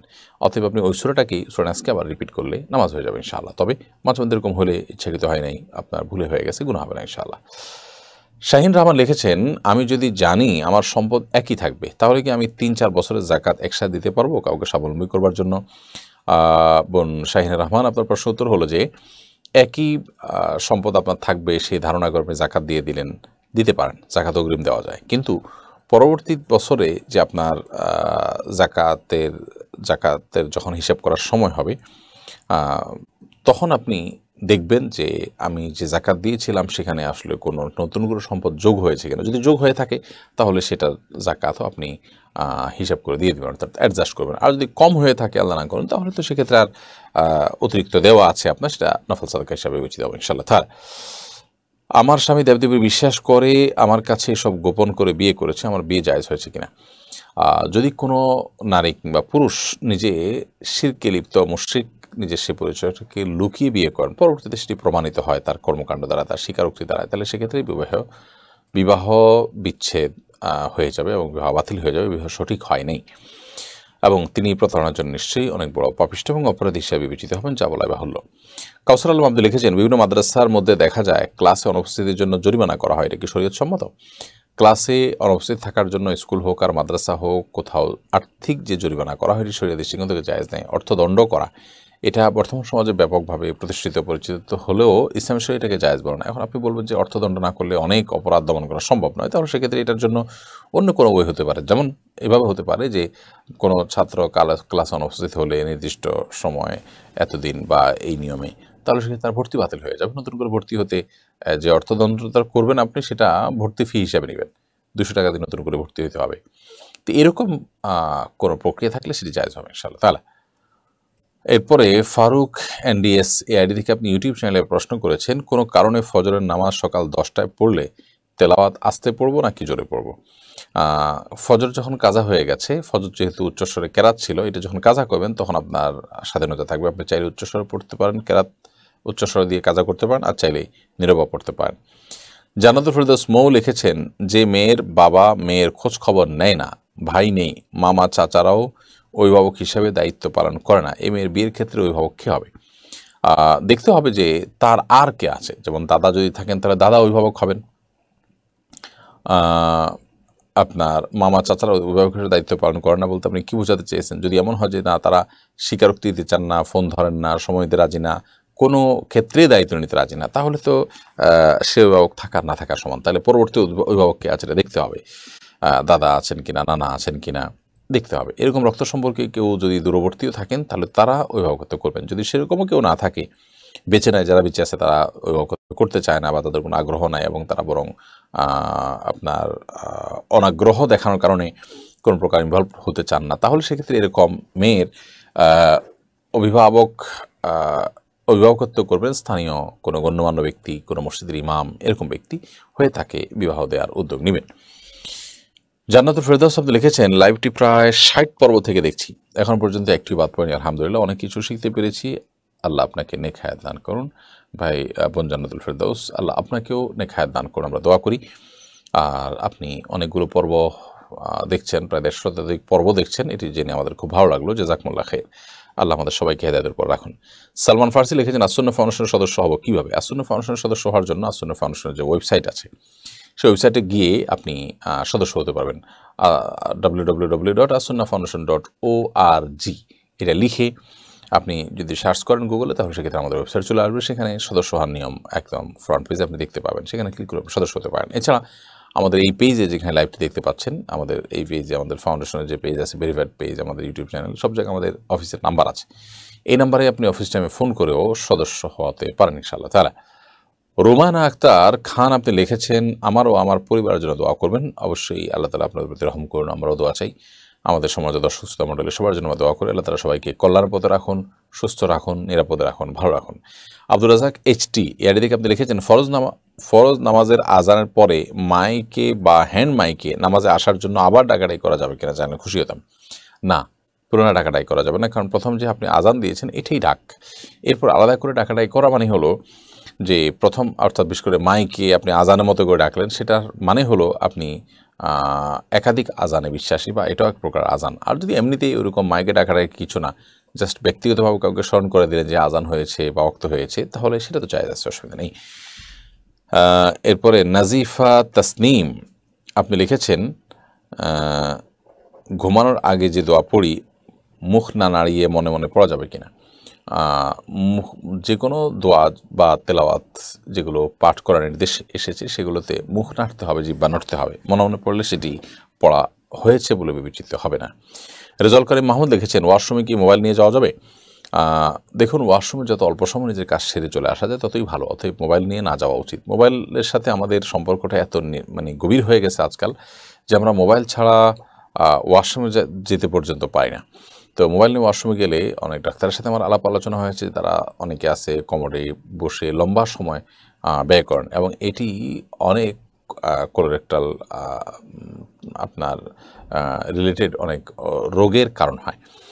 তো স্বাস্থ্যের জন্য এটি ভালো না। তাছাড়া সেখানে একটা নাপাক জায়গা লম্বা সময় বসে থাকা এবং সেখানে বাল্টিবাটি করা, উন্নত অনেক দেশে পেপার পত্রিকা পড়ে মানুষ নানান কাজকাম করে, এগুলো কোনোটাই ইসলাম শরীয়ত দৃষ্টিতে কোনো প্রশংসনীয় কাজ না, নোংরা কাজ। যথাসময় এটা থেকে বিরত থাকা উচিত। শামসুল হক লিখেছেন আপনার মতো বিজ্ঞ আলেমরা মাহফিল বিমুখ হওয়ার কারণে এক ধরনের শূন্যতা সৃষ্টি হচ্ছে, আপনাকে আবার মাহফিলে ফিরে আসা আহ্বান জানাচ্ছি। ভাই শামসুল হক, আমরা এই বছর মাহফিল করব না, এটা আমরা আগে ঘোষণা দিয়েছি। আর এটাও একরকমের পরীক্ষামূলক যে আমরা মাহফিল না করে ভিন্ন কোনোভাবে দাওয়াতি কাজ করতে পারি কিনা। তো আলহামদুলিল্লাহ সেটি আমরা করছি। তবে আগামী বছর আমরা মাহফিল করতে আবার নতুন করে আমরা ভাববো কিনা সেটা নিয়ে আলাপ আলোচনা ইতিমধ্যে আমাদের মধ্যে হচ্ছে। আমরা যদি পরামর্শ করে ভালো মনে করি, ইনশাআল্লাহ বিদিনা পরামর্শের সিদ্ধান্ত হলে আমরা আগামী বছর খুবই সীমিত পরিসরে মাহফিল করতেও পারি যদি আল্লাহ তাআলা তৌফিক দান করেন। এরপরে শাহরিয়া জামাল আপনি লিখেছেন আমি কিভাবে আল্লাহর পথে ফিরে আসবো। আল্লাহর পথে ফিরে আসার জন্য আপনি সমস্ত পাপাচার গুনহার কাজ ছেড়ে দিয়ে আল্লাহ সমস্ত নির্দেশগুলোকে মেনে মেনে চলার চেষ্টা করুন, কোরআন হাদিস জেনে সে অনুযায়ী আমল করার চেষ্টা করুন, এটাই আল্লাহর পথে ফিরে আসা। আশরা হুমায়রা আপনি লিখেছেন কোনো বাচ্চা যদি ডায়পার পরা থাকে আমি বুঝতে পারি তার পেশাব বা টয়লেট হয়েছে, আমার ওযু থাকা অবস্থায় সে যদি আমার কোলে থাকে তাহলে ওযু ভেঙে যাবে? না, ওযু ভাঙবে না, কারণ আপনার শরীরে কোনো নাপাক লাগছে না। এমনকি নাপাক যদি লাগেও লিক হয়ে শরীরে লাগলো, কাপড়ে লাগলো, তাহলে সেক্ষেত্রে আপনার ওযু ভাঙবে না। তবে যে জায়গায় লেগেছে ওই জায়গাটা ধুয়ে ফেলতে হবে। আর যদি না লাগে, ডায়পারের ভিতরে থাকে, তাহলে সেক্ষেত্রে ওযুও ভাঙবে না, কাপড় জন্য নাপাক হবে না। কারণ ওযু তো আপনার শরীর থেকে নাপাক বের হলে ভাঙবে, বাচ্চার শরীর থেকে নাপাক বের হলে আপনার ওযু ভাঙবে না। আর নাপাক যদি আপনার শরীরে না লাগে তাহলে সেক্ষেত্রে শরীর বা কাপড় নাপাক হওয়ার প্রশ্ন নেই। রাফিন আহমেদ লিখেছেন আজানের সময় কি বাথরুম করা যাবে? আজান চলছে এই সময়টাতে আপনি ওয়াশরুমে যেতে পারেন, কোনো অসুবিধা নেই। এরকম করে নিষেধাজ্ঞা নেই যে আজান চলছে ওই টাইমে আপনি ওয়াশরুম টয়লেটে যেতে পারবেন না। অম্মি হাইওয়া সোনিয়া আপনি লিখেছেন আমার প্রেগনেন্সির 11 সপ্তাহ পর অ্যাবর্শন করা হয়, এই অবস্থায় কি আমার নামাজ পড়তে হবে? 11 সপ্তাহ পর যদি আপনার অসুস্থতার কারণে বাচ্চা অ্যাবর্শন করতে হয়, ডিএনসি করতে হয়, তাহলে সেক্ষেত্রে ব্লিডিং হলে আপনি নেফাসের মতো সন্তান প্রসব পরবর্তী যে ব্লিডিং সেটার মতো করে সর্বোচ্চ 40 দিন পর্যন্ত আপনি নামাজ পড়বেন না। আর যদি এরপরে ব্লিডিং হয় তাহলে তখন নামাজ পড়বেন। আর যদি 40-এর নিচে থেমে যায় ব্লিডিং তাহলে যে কদিন ব্লিডিং হয় তাহলে নামাজ পড়বেন না, বাকি দিনগুলোতে আপনি নামাজ পড়বেন। এরপরে মাহমুদ আল হাজি এর দিকে আপনি লিখেছেন আমি একদিন ভুল করে তাড়াহুড়োয় বাসের ভাড়া না দিয়ে বাস থেকে নেমে পড়েছি, এখন এক্ষেত্রে কীভাবে বাসের দায়িত্বশীল লোকজন হক আদায় করবো? বাস কোম্পানি যদি নাম জানা থাকে তাহলে সেই কোম্পানির টিকিট কেটে আপনি ছেড়ে ফেলে দিন, টাকাটা তাদের ওখানে ঢুকে গেল, সেটি একটা প্রক্রিয়া হতে পারে। আর যদি সেরকম কোনো কোম্পানির বাস না হয় তাহলে সেক্ষেত্রে খুঁজে বাসটাকে সম্ভব হলে খুঁজে বের করে সেখানে তাদের টাকাটা পরিশোধ করবেন। যদি সেটাও সম্ভাবনা না থাকে তাহলে তাদের তরফ থেকে দান সাদকা করে দেবেন ইনশাআল্লাহ তাআলা গরিব দুঃখী, এবং তাদের পক্ষ থেকেই সেই দেনা পরিশোধ হয়ে যাবে, আপনার পক্ষ থেকে সে দেনা তাদের জন্য পরিশোধ হয়ে যাবে ইনশাআল্লাহ। জান্নাতুল জাহিদ আপনি লিখেছেন অসুস্থ মাকে ছেলে কি প্যাম্পাস পরাতে পারবে? আল্লাহ মাফ করুন, যদি এরকম কোনো পরিস্থিতি হয় মা অনেক বৃদ্ধা হয়ে গেছেন, অন্য কোনো মানুষ নেই, তাহলে সেক্ষেত্রে ছেলে সন্তান এটি করতে পারবে যদি কোনো বিকল্প না থাকে। আর অবশ্যই চেষ্টা করা উচিত বিকল্প দেখে বের করার, যে কোনো নারীকে সেবিকা হিসাবে নিয়োগ দেওয়ার বা তাদের মাধ্যমে করানোর এই চেষ্টা থাকা উচিত। কিন্তু কেউ না থাকলে, সেরকম কোনো সুযোগ না থাকলে সন্তান করলে গুনাহ হবে না। শহীদুল ইসলাম অমি আপনি লিখেছেন টাকনুর নিচে প্যান্ট পরা বা ঢেকে রাখা নিষেধ, তাহলে মোজা পরলে তো টাকনু ঢেকে যায়, তখন কি করব? টাকনুর নিচে প্যান্ট লুঙ্গি ইত্যাদি পরা নিষেধ, মোজা পরা নিষেধ নয়। মূলত যে পোশাকটা থাকেই টাকনুর নিচে বা টাকনু সহকারে নিচের দিক থেকেই পরা হয়, ওটা টাকনু ঢেকেই তারপরে আপনার মানুষের শরীর আবৃত করে, সেটা অসুবিধা নেই। যেমন মোজা হতে পারে, এমন কিছু পায়জামা আছে যেগুলা নিচের দিক থেকে পরে আপনার উপর দিকে উঠে, অর্থাৎ আপনার পায়ের পাতা সহকারে যেগুলো ঢেকে থাকে, যেমন কোনো কোনো পাজামা আছে, কোনো কোনো সেট আছে, এরকম অনেকে ডিউটিতে এরকম পরে, সেগুলোর কথা ভিন্ন, সেগুলো মোজার মতোই। বাট যেগুলোতে আসলে উপর দিক থেকে নিচে যায় এবং সেটা আপনার টাকনুর নিচে ঝুলে থাকে, সেগুলো কিন্তু নিষিদ্ধ। অতএব সেই হিসাবে লুঙ্গি, কাপড়, চাদর এগুলো সাধারণত হারাম। এরপর নুজহাত হাসান লিখেছেন, আমার স্বামী 6 জানুয়ারি 2023 ইন্তেকাল করেন, কিন্তু 2023 আমরা হজ পালনের প্রস্তুতি নেই। এক্ষেত্রে আমার স্বামীর হজ কি আল্লাহ পাক কবুল করেছেন? আর আমি যে হজে যেতে পারলাম না, সেক্ষেত্রে আমার করণীয় কি? আপনার স্বামী 6 জানুয়ারি 2023 যে মারা গেছেন, আল্লাহ তাআলা তার প্রতি রহম করে আমরা দোয়া করি। 2023 হজ পালনের প্রস্তুতি নিয়েছেন, কিন্তু সম্ভবত আপনি জানতে চাচ্ছেন যে হজ তিনি করতে পারেন নাই, সম্ভবত আপনি বলতে চাচ্ছেন। যদি প্রস্তুতি নিয়েছেন কিন্তু হজ করতে না পারেন, তাহলে সেক্ষেত্রে আল্লাহর কাছে বিনিময় তিনি পেয়ে যাবেন ইনশাআল্লাহ। কিন্তু তার সে টাকা যেটা তিনি হজ করতে চেয়েছেন, এই টাকাটা যদি অন্য আগে থেকেই তার উপরে হজ ফরজ হওয়ার মতো টাকা থেকে থাকে, তার কাছে টাকাটা এসে থাকে, তাহলে সেক্ষেত্রে আগেই হজ ফরজ হয়েছে। ধরুন 2019-18-তে মাঝে তো 20-21 আপনার করোনার কারণে করার সুযোগ ছিল না, তো তার আগে যে সময়গুলোতে, সেই সময়গুলোতে হজ করতে যে টাকা তখন লাগতো, তখন তার কাছে টাকা ছিল, তিনি বিলম্ব করেছেন, তাহলে এখন তারপর হজ ফরজ হবে। বিধায় এখন তিনি যদি মারাও যান, তাহলে তার সে সম্পদ থেকে, তার পক্ষ থেকে হজ করা দেওয়ার উদ্যোগ গ্রহণ করা উচিত। আর আপনার কোনো মাহরাম সাথে থাকলে, তাকে নিয়ে হজ করার সুযোগ থাকলে আপনি অবশ্যই করবেন। আর যদি সেরকম কোনো লোক না থাকে, তাহলে সেক্ষেত্রে আপনার উপরে আপনার হজ করা ফরজ হবে না, অর্থাৎ সেক্ষেত্রে আপনি হজে যেতে পারলেন না যদি কোনো মাহরাম না থাকে, কারণ মাহরাম ছাড়া হজ যাওয়া জায়েজ নাই, সেক্ষেত্রে আপনি নিজে হজ করতে যাবেন না। হৃদয় খান লিখেছেন, আমি সৌদি আরব প্রবাসী, ডিউটির কারণে ফজর নামাজ পড়তে একটু সমস্যা হয়, তাই আমি তাহাজ্জুদের নামাজ পড়ার পর ফজর নামাজও পড়ে ফেলি, তাতে কি আমার নামাজ হবে? ওয়াক্ত হইতে হবে। তাহাজ্জুদের পর যদি ওয়াক্ত শুরু হয়ে গেছে, তখন শুরুতে আপনি নামাজটা পড়ে ফেলছেন, সেটা জায়েজ হবে। পরে তাহাজ্জুদ ওইভাবে সেট করবেন যাতে ওয়াক্তের শুরুতে নামাজ পড়া হয়ে যায়। আর যদি ফজরের ওয়াক্ত যখন শুরু হয়, তার আগেই আপনি তাহাজ্জুদ পড়েন, রাত 3টা 3:30টায়, তখন তাহাজ্জুদ পড়ে আপনি সাথে ফজরও পড়ে ফেলেন, তাহলে সেক্ষেত্রে আদায় হবে না। কারণ ইন্নাস সালাতা কানাত আল মুমিনিনা কিতাবাম মাওকুতা, আল্লাহ তাআলা বলেছেন সালাত ঈমানদারদের জন্য নির্দিষ্ট সময় পড়াটা অপরিহার্য করা হয়েছে, বিধায় সেটি খেয়াল রাখতে হবে। এরপরে মাহমুদ আল হাজি এর থেকে আপনি লিখেছেন, আমি একদিন ভুল করে তাড়াহুড়োয় বাসের ভাড়া না দিয়ে বাস থেকে নেমে পড়েছি। আমরা আপনার প্রশ্নের উত্তর ইতিমধ্যে দিয়েছি, সম্ভবত দ্বিতীয় দফা আপনি প্রশ্নটি আমাদের কাছে করেছেন, একটু লক্ষ্য করলে আপনার প্রশ্ন উত্তর পেয়ে যাবেন ইনশাআল্লাহ তাআলা। এমডি সালমান হোসেন লিখেছেন, আমাদের এলাকার মানুষগুলো অতিরিক্ত মাজার পূজার মতো শিরক করে, আমার এগুলো ভালো লাগে না, করণীয় কি? তাদেরকে তাওহীদের গুরুত্ব বোঝাবেন, তাওহীদের গুরুত্ব বুঝে আসে এরকম বই পুস্তক তাদের মধ্যে বন্টন করবেন, বিশেষ করে তরুণদেরকে, শিক্ষার্থীদেরকে টার্গেট করে করে। এরপরে কিছু লোক তৈরি করলে তাদের মাধ্যমে সমাজে আপনি সচেতনতা তৈরি করতে পারবেন, সেই সাথে আল্লাহর কাছে দোয়া করবেন। মোহাম্মদ রেদওয়ান ইসলাম তানিম লিখেছেন, হাফহাতা টি শার্ট পরে নামাজ পড়লে কি নামাজ আদায় হবে? হাফহাতা টি শার্ট পরে নামাজ পড়লে নামাজ হয়ে যাবে, কিন্তু সাধারণত এমন পোশাকে নামাজ পড়া উচিত না যে পোশাক পরে আপনি কোনো মান্যগণ্য ব্যক্তির সঙ্গে সাক্ষাৎ করতে যাবেন না। আল্লাহ রাব্বুল আলামিন কোরআনে কারিমে বলেছেন, ইয়া বানি আদম খুযু যিনাতাকুম ইনদা কুল্লি সালাহ, হে আদম সন্তান, তোমরা প্রত্যেক নামাজের সময় সৌন্দর্য বা শোভা এটা গ্রহণ করবে। তাবিয়া জামাল তিথি এর থেকে আপনি লিখেছেন, আমার বাবা 3 বছর যাবৎ ক্যান্সারে আক্রান্ত, আমাদের অর্থনৈতিক অবস্থা খারাপ, আমার আম্মু তার বাবার বাড়ি থেকে কিছু টাকা পেয়েছেন যাতে জাকাত হয়। এখন এই জাকাতের টাকাটা কি আমরা আমাদের পরিবারে খরচ করতে পারবো কিনা? আপনার বাবার প্রতি আল্লাহ তাআলা রহম করুন, আমরা দোয়া করি তার জন্য। আপনার অর্থনৈতিক অবস্থা খারাপ হওয়ার কারণে বাবার বাড়ি থেকে যে টাকা পেয়েছেন, সেই টাকার যে জাকাত হয় সেটা আপনার বাবাকে তিনি দিতে পারেন, যেহেতু স্বামী জাকাতের টাকায় স্ত্রী খেতে পারেন। তো স্বামীর কে দেওয়ার পর স্বামীর পক্ষ থেকে ভরণ পোষণের অংশ হিসাবে সন্তানদের জন্য, সংসারের জন্য এটা খরচ হতে পারে। তবে আপনারা নিজেরা যদি অ্যাডাল্ট হয়ে থাকেন এবং আপনাদের যদি উপার্জন করার সক্ষমতা থাকে এবং আপনারা যদি জাকাতের হকদার না হয়ে থাকেন, তাহলে মানে সব মিলিয়ে আপনাদের জন্য এটা জাকাত হিসাবে গ্রহণ করা জায়েজ হবে না। কিন্তু আপনার বাবাকে আপনার মা জাকাত হিসাবে দিতে পারে, এরপর আপনার বাবার তরফ থেকে সন্তান সন্ততি এবং পরিবারের জন্য এটা খরচ করা যেতে পারে। এমডি আলামী ইসলাম আপনি লিখেছেন, একাকী ফরজ নামাজের সময় তেলাওয়াত জোরে জোরে না পড়লে কোনো সমস্যা হবে কিনা?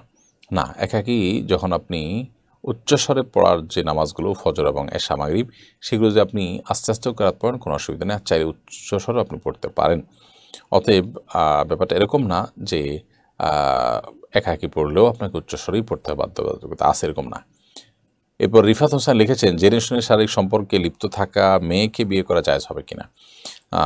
যে মেয়ে হারাম সম্পর্কে লিপ্ত তাকে আপনি বিয়ে করবেন কেন? আল্লাহর বরাবর নেককার জীবনসঙ্গিনী গ্রহণ করতে আমাদেরকে নির্দেশ করেছেন। অতএব হারাম সম্পর্কে লিপ্ত, অবৈধ সম্পর্কে লিপ্ত কোনো মেয়েকে, কোনো ছেলেকে, কোনো গুনাহে লিপ্ত কোনো মেয়েকে বিয়ে করা, কোনো ছেলেকে বিয়ে করা মানে ফাসিক এবং আল্লাহর অবাধ্য এবং খারাপ মানুষকে বিয়ে করা, যেটা অনুচিত কাজ, সেটি আমাদের লক্ষ্য রাখতে হবে।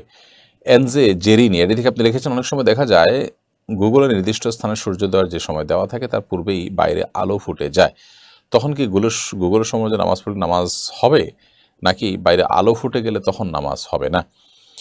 দেখুন, আলো ফুটে গেলেই কিন্তু সূর্যোদয় হয় না, এটি আমাদের মাথায় রাখতে হবে। সূর্যোদয় এক জিনিস আর আলো ফুটে যাওয়া আরেক জিনিস। যদি এমন হয় যে অনলাইনে যে টাইম দেওয়া আছে তার আগে আপনি দেখতে পাচ্ছেন যে সূর্য উদয় হয়ে যাচ্ছে, তাহলে সেক্ষেত্রে ডেফিনেটলি আপনি যেটা দেখেছেন সেটার উপরে আমল করবেন। গুগলকে আপনি এক্ষেত্রে প্রায়োরিটি দিবেন না। গুগলের তথ্যের চাইতে আপনার চোখে দেখা যে বিষয়টা সেটাকে আপনাকে প্রায়োরিটি দিতে হবে। আর যদি ব্যাপারটা এরকম হয় যে না সূর্য ওঠে না, জাস্ট আলো হয়ে গেছে, তো আলো হওয়ার সাথে সূর্য ওঠার সম্পর্ক ওইভাবে না যে আমরা মনে করি যে আলো হওয়া মানেই হলো সূর্য উঠে যাওয়া। সূর্য ওঠার একটু আগে থেকে অনেক সময় আলো শুরু হয়।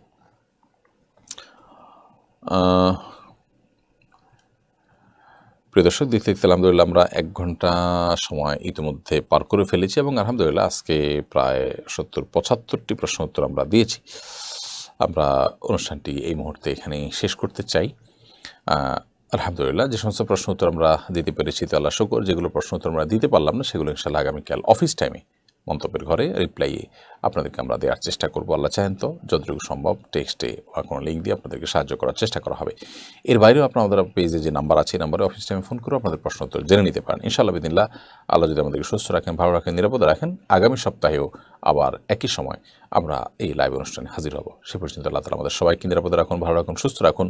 আসুন্নাহ ফাউন্ডেশন পরিচালিত মাদ্রাসাতুস সুন্নাহ ভর্তি কার্যক্রম চলছে ঢাকা এবং কুমিল্লায় একযোগে। অতএব কুমিল্লার দেবিদ্বারে আমাদের পেজে যোগাযোগ করে আপনারা আপনাদের সন্তানদের ভর্তি করাতে পারেন এবং ঢাকায়ও আপনারা যে সমস্ত ক্লাসে এখনও ভর্তির সুযোগ আছে সেই সুযোগটা আপনারা গ্রহণ করতে পারেন। ইনশাআল্লাহ ধীরে ধীরে ধাপে ধাপে আসুন্নাহ ফাউন্ডেশন সারা দেশে বিভিন্ন জায়গায় নিজেদের মাদ্রাসা, নিজেদের জায়গায় বা যেভাবে হোক মাদ্রাসা প্রতিষ্ঠা করবে ইনশাআল্লাহ তাআলা। আল্লাহ তাআলা আমাদের সবাইকে কল্যাণের পথে অগ্রসর থাকার তৌফিক দান করুন। আসুন্নাহ ফাউন্ডেশনের শীত বস্ত্র বিতরণের কার্যক্রম ইতিমধ্যে আরম্ভ হয়েছে আলহামদুলিল্লাহ, সেখানেও আপনারা সাধ্য অনুযায়ী শামিল থাকার চেষ্টা করবেন। আল্লাহ আমাদের সবাইকে ভালো রাখুন, নিরাপদে রাখুন, সুস্থ রাখুন। হাদা মা ইনদি ওয়াল ইলমু ইনদাল্লাহ ওয়া জাযাকুমুল্লাহু খায়রা। ওয়াসসালামু আলাইকুম ওয়া রাহমাতুল্লাহি ওয়া বারাকাতুহু। আসুন্নাহ ফাউন্ডেশন, উম্মার স্বার্থে সুন্নাহর সাথে।